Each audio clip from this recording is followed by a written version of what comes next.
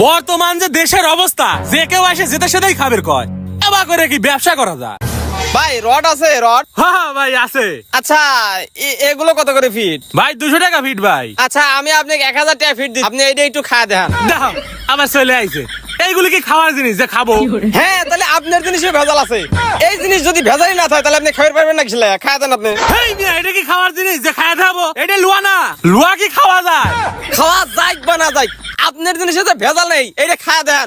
এই আপনি কিছু কর না কিসে লেগে? হ্যাঁ এইবার তুমি লাইনে আই যাও, আমার তুমি দুইটা ব্যবসা লাটে তুলে যাও, এবার তুমি খাওয়া দাও, লেও খাও।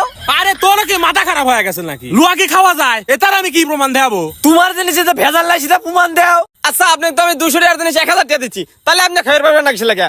আপনি প্রমাণ দেন যে আপনার এটা ভেজাল নাই। এও ধর তো, মানুষের ব্যবসা নষ্ট করার পিছনে এখানে হাত রয়েছে। আয় এ তো মাথা খাওয়া দিল রে।